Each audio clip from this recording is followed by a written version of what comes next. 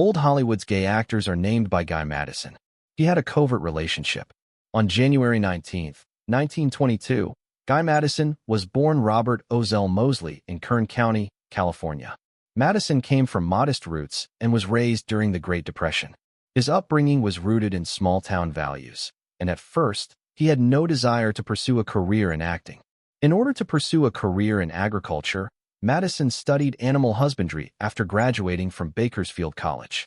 However, the start of World War II quickly changed his plans, and he joined the U.S. Navy during the conflict, serving valiantly as a Navy radio operator in the Pacific. Much of his persona was molded by his military experience, which instilled qualities that audiences would later connect with many of his performances, like discipline, patriotism, and humility. Madison's life took a tragic turn in 1944 while on shore leave in Hollywood. Henry Wilson, a talent agent who saw his remarkable appearance and thought he had the makings of a movie star, found him. In the same year, Madison made his on-screen debut as a clean-cut soldier in the love drama Since You Went Away, which was produced by David O. Selznick, a casting that struck a chord with the American people throughout the war. Despite his lack of acting experience, Madison's debut received a huge amount of positive feedback from fans, and Hollywood soon noticed. He was quickly prepared for stardom once Selznick signed him to a contract. Madison made appearances in a number of movies in the late 1940s that relied on his all-American persona, such as Honeymoon, 1947, Until the End of Time, 1946, in which he co-starred with Robert Mitchum. Despite receiving mixed reviews at first from reviewers because of his lack of acting experience, Madison's genuine performances and innate charm gradually won over audiences. His most notable accomplishment was playing the lead part of the titular character in the popular 1951 to 1958 radio and television series The Adventures of Wild Bill Hickok. The Western, which drew inspiration from the actual frontier marshal, cemented Madison's status as a cultural icon. With his cowboy clothes and his companion jingles, played by Andy Devine, Madison embodied Wild Bill Hickok with a combination of tough bravery and friendly affability. The series was one of the first to be simultaneously shown on radio and television, and it attracted millions of viewers. His portrayal led to the golden period of Westerns in American media, and he was revered by adults and admired by children. He frequently made appearances at rodeos and other gatherings, always extending a warm and humble greeting to admirers, and his likeness was featured on lunchboxes, comic novels, and even cereal boxes. Madison acted in feature films throughout the 1950s and 1960s despite his popularity on television. He starred in a number of action, adventure, and Western movies, such as The Charge at Feather River, 1953, which gained notoriety for its avant-garde use of 3D sound effects. Madison spent a large portion of his career abroad, particularly in Italy, where he starred in several spaghetti westerns and war movies in the 1960s as the popularity of the Western genre started to decline. His career remained active because of these European creations, and audiences around the world started to recognize him. Despite occasionally having a less budget, Madison always played his parts with honesty and professionalism. Madison gradually moved out of the spotlight as the years went by.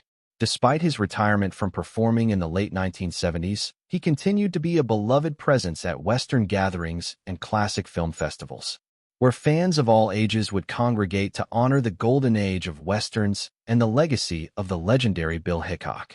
Madison's contributions to Western films and television were recognized with a Golden Boot Award in 1996, demonstrating his ongoing influence on the genre. Actress Gail Russell and Guy Madison were married in 1949, when Guy Madison was at the height of his Hollywood fame. A co-star who had enthralled viewers with her ethereal beauty and emotionally intense roles in movies like Angel and the Bad Man, 1947, and The Uninvited, 1944. Since both were young, attractive, and advancing in their careers quickly, the public viewed their union as a dazzling match. However, there were many emotional difficulties in their relationship behind the scenes. Russell, a highly sensitive and reserved woman, she battled severe alcoholism and social anxiety, which were made worse by the demands of Hollywood life. Despite his initial support, Madison was unable to handle the emotional strain and instability that accompanied his wife's internal conflict. The emotional and physical gap between the couple grew as Madison's own acting career took off, including his lead in The Adventures of Wild Bill Hickok. After 4 years of marriage, they finally split up in 1953, and their divorce was officially confirmed in October of 1954. Although their lives would eventually lead quite different courses, Madison is said to have stayed sympathetic toward Russell and her personal troubles despite the tragic conclusion of their union. Shortly after concluding his divorce from Russell, Madison underwent a stunning remarriage. He married actress Sheila Connolly in a civil ceremony in Juarez, Mexico, which at the time was a common location for hasty marriages and divorces, in late October 1954. Known for her parts in dramas, westerns, and the 1950s, Connolly shared Madison's love of the great outdoors and family, and at first it appeared that they were in a happy and steady relationship. Bridget, Erin, and Dolly are the couple's 3 daughters when they settled into domestic life. Having been raised in a big family himself, Madison allegedly took great satisfaction in becoming a parent and made an effort to combine his time with his kids with his Hollywood job. However, Madison's frequent travel for film and television work, both in the U.S. and Europe, together with the stresses of life in the entertainment world, started to strain their marriage. The couple had split up by November 1960, and in April 1963 their divorce was officially formalized. Madison remained interested in their daughters' lives and kept a friendly contact with Connolly even after their marriage ended. In the years that followed, Madison developed a romantic relationship with Gia Scala, an Italian-Irish actress who had gained fame in movies like The Guns of Navarone, 1961. Some of their acquaintances characterized their connection as strong and emotionally complicated, despite the fact that marriage never formalized it. Known for her warmth and openness, Scala had experienced similar hardships as Madison's previous wife. Includes alcohol and depression problems. However, she and Madison stayed close, and biographical accounts claim that their relationship was so strong that Scala designated Madison as the beneficiary of her share of the Screen Actors Pension Fund before to her sudden and unexplained death in 1972. Many others interpreted this gesture as an expression of intense love and trust, and it highlighted their enduring bond despite their unconventional relationship. Along with his daughters from his marriage to Sheila Connolly, Guy Madison also had a son called Robert Madison, who would become an actor like his father. Robert, who was born from a different connection later in Madison's life, grew up in Italy, where Madison acted in many European films in the 1960s and 1970s, especially in the genre of spaghetti western. In Italy, Robert had a solid acting career of his own, making appearances in movies and television shows. The relationship between father and son was significant despite the geographical and age divide. In addition to sharing his professional knowledge and a legacy of adaptation and perseverance that had characterized his own career, Guy Madison reportedly provided Robert with support and direction as he weathered the difficulties of life in the entertainment industry. The audience recognized Guy Madison for decades as the soft-spoken, square-jawed hero of war movies and westerns, best known for his role as Wild Bill Hickok in the enduring television series The Adventures of Wild Bill Hickok. He was a 1940s and 1950s heartthrob because of his boy-next-door charm, modest manner, and well-defined good looks. With hordes of female admirers. Behind the tough Hollywood exterior and staged public persona, Madison led a much more complicated and private life, molded by the rigid studio system morals and the constant fear of being discovered in a time when homosexuality was viewed with extreme intolerance.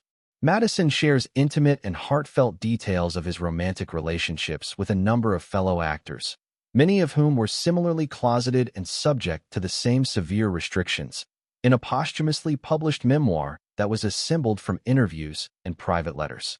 For the first time, the faces and names of Hollywood's golden period are revealed in calm dignity rather than controversy, as men who lived and loved in secret out of fear of losing their jobs in an era when a single hint of homosexuality might put an end to a career.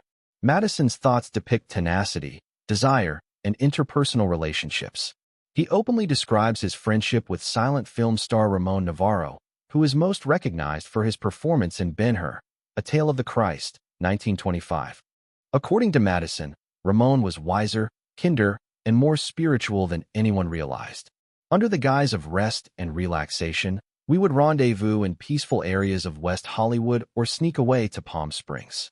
There, we discovered a tranquility that neither of us could assert in our public lives.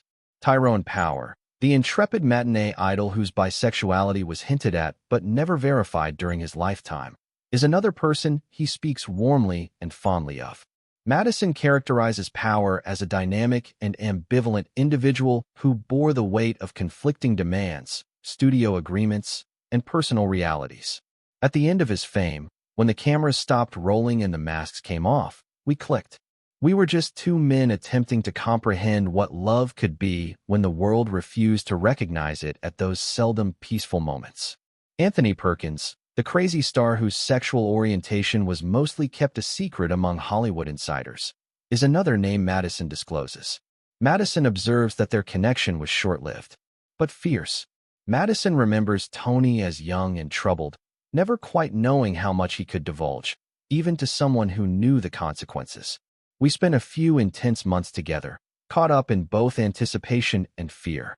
For good reason. He always appeared to be watching over his shoulder. Madison's account of his relationship with Rock Hudson, whose death from AIDS in 1985 signaled a radical change in the way that people in Hollywood talked about homosexuality, is arguably the most moving. Madison characterizes their relationship as having equal parts happiness and sadness. Rock had the soul of a guy who had to shatter himself to survive, and the grin of a precious boy. We only spent intimate evenings in his canyon hideout or weekends in Big Bear, stealing our time together. But even moments that are stolen might last a lifetime. Madison avoids sensationalizing in all of his writing. His voice is thoughtful, respectful, and brimming with empathy derived from common experience. In a society that frequently denied their basic potential, these were significant connections rather than merely names or trysts. He continues, "We didn't date in the way people think of dating now. It was cautious, covert, and coded, but it was genuine. We chuckled. We shared our thoughts about the lives we wish we could have led in the open while holding each other and watching the sunrise." In addition to being revelatory, the memoir illuminates the toll that fear and secrecy imposed on homosexual men's emotional health in mid-century Hollywood. Madison talks about the constant fear of tabloid exposure and the worry that comes with studio contracts that have morality provisions, as well as the psychological toll of continuously concealing one's identity. He admits, "There were moments when I thought I might lose my mind from acting." All of the interviews and photo shoots with female co-stars were staged. However, the true performance took place in everyday life rather than on TV. Madison doesn't, however, only live in the background. He also honors the coded love notes and the silent victories. The stealthy looks across sound stages, the ease of a hand beneath a dining table. He adds, "In a world that tried to deny us love, we found it anyway. We carved out happiness where we could."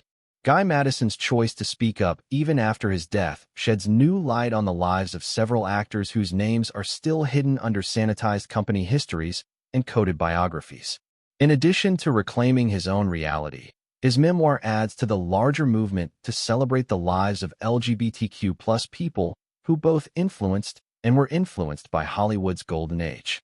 After retiring from a lengthy and prosperous career in television and movies, Guy Madison made the decision to live in the serene and beautiful Morongo Valley in the high desert of Southern California.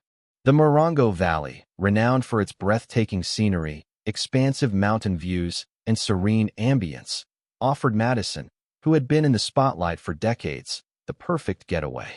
His love of the outdoors and his desire for seclusion and peace in his senior years were reflected in the large ranch-style house he built there. In addition to being his home, the property allowed him to host close friends and take in the surrounding natural beauty, and partake in hobbies like gardening and horseback riding, which had long piqued the actor's interest given his background in action-adventure and westerns. But Madison's health started to deteriorate over time.